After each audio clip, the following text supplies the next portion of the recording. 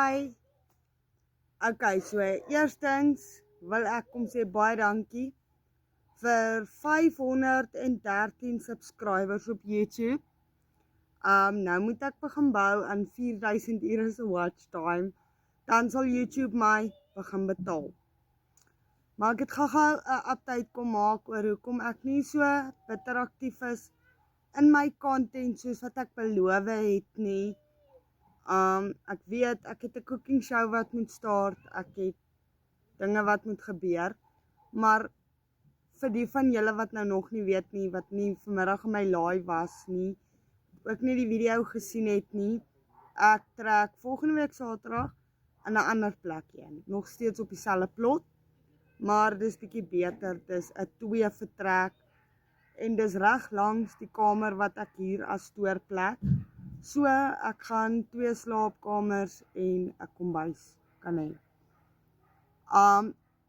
Nog 'n ding, ek het 'n klein jaartjie, en dit is waarvoor die ding hier agter my is, want ek gaan 'n groentebed ook bou, sommer uit 'n ou kas uit wat uitmekaar uitval.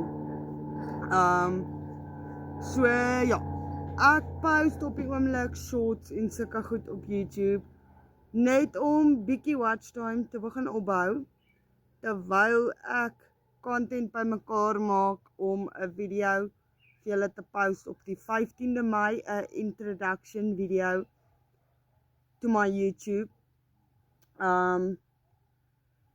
So yes, ek kan nou nie wag daarvoor nie, ek is net op die oomblik, hoekom ek nie aktief is met my video's, dat ek julle kan explain.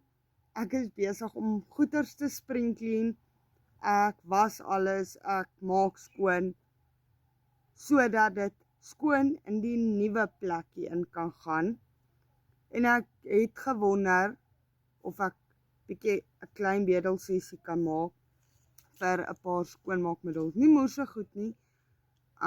Ek kort dalk net 'n bietjie paintgel en doomfoggers, want hier is so 'n bietjie van 'n spinnekoppe en insekte issue in die Wendy, en ek wil nie graag met dit saamtrek na die woonstelletjie toe nie.